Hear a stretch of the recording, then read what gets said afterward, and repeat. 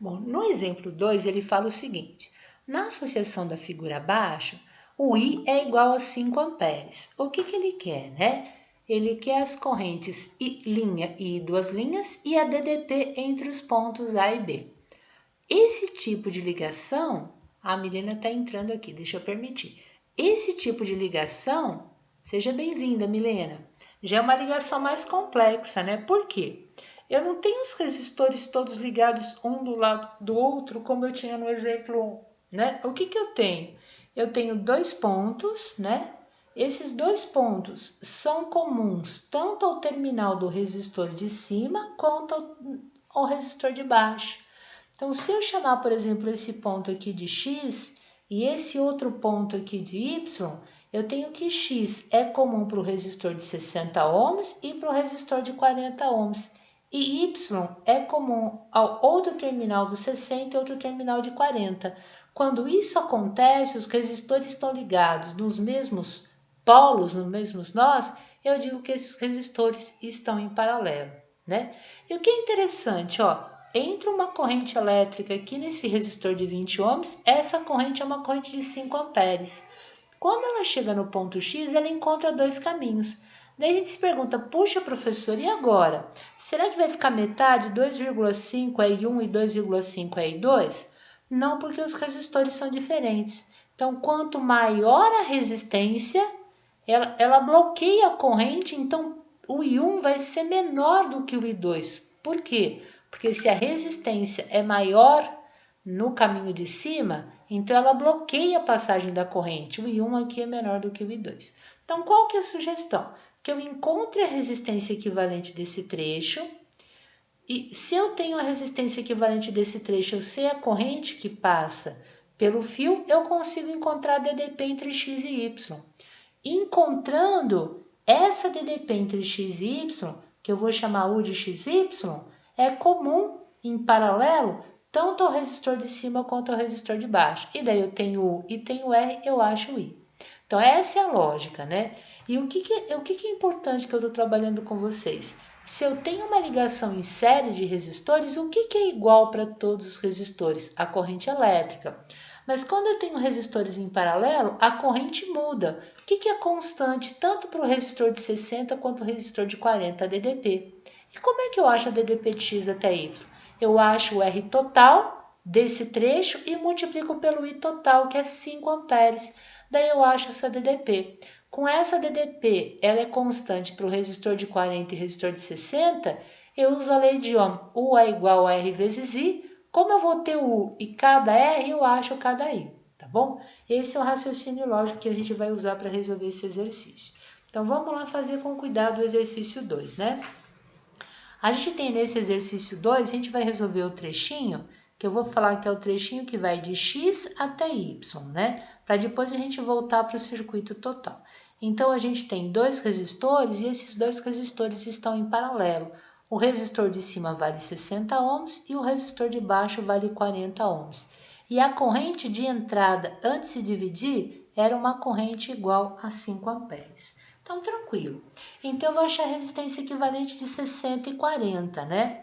A gente pode usar aqui o inverso da resistência equivalente, quem que é? O inverso do primeiro resistor mais o inverso do segundo resistor, né?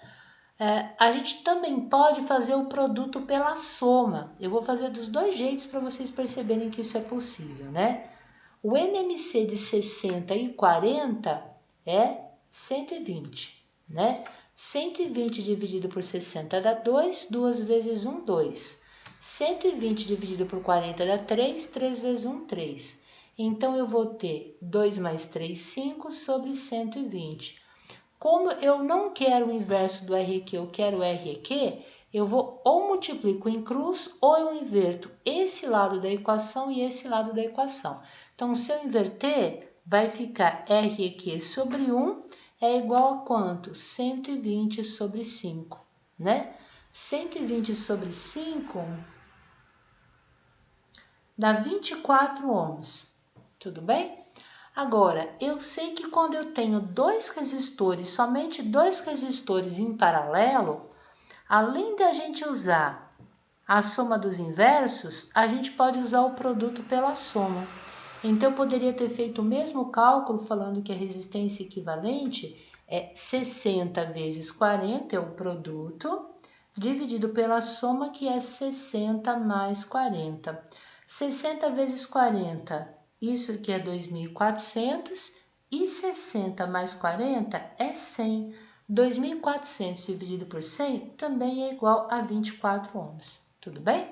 Então, ou eu posso usar a equação geral, que quando eu tenho resistências equivalentes, né, o inverso da resistência total é a soma dos inversos de cada resistência, ou no caso de eu ter somente dois resistores em paralelo, a gente pode encontrar a resistência equivalente fazendo o produto pela soma.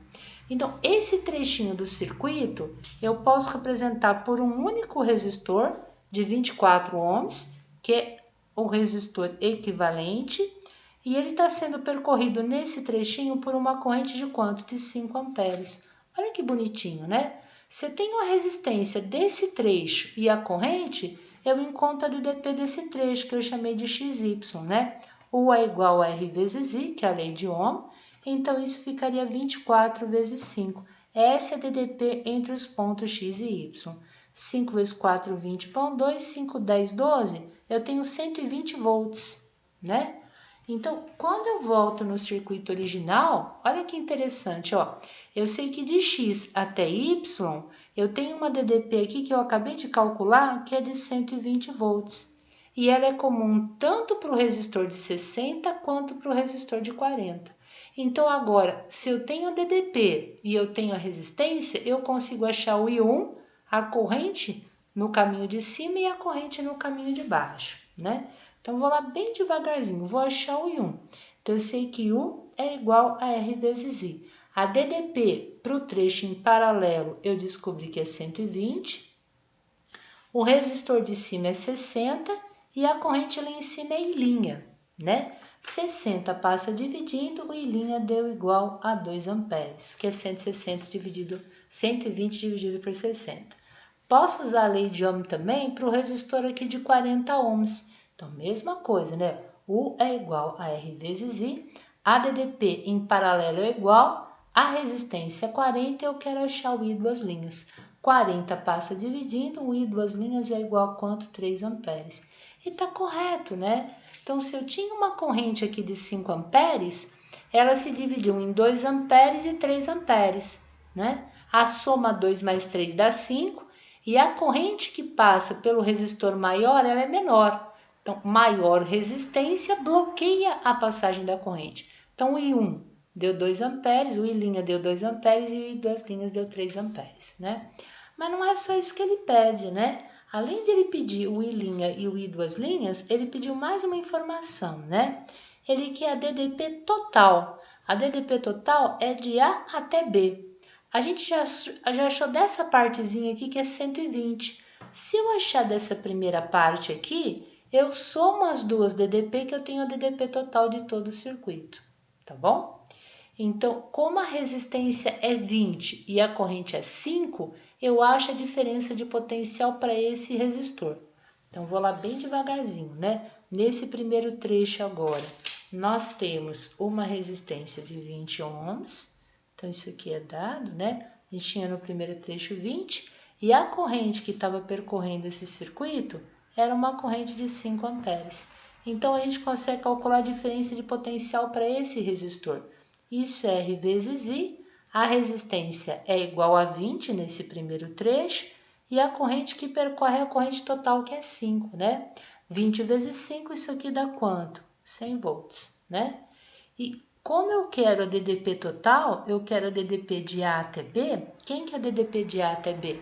É a DDP do primeiro trechinho, que é essa que está aqui, né? Consumida pelo resistor de 20 ohms. Essa DDP, nós acabamos de calcular, deu 100 volts, mais a DDP consumida pela parte em paralelo, que eu já tinha achado. Essa DDP, ela foi igual a 120 volts. 100 mais 120, essa DDP dá 220 volts, tá bom? Então, esse aqui é o exemplo, que é o exemplo número 2.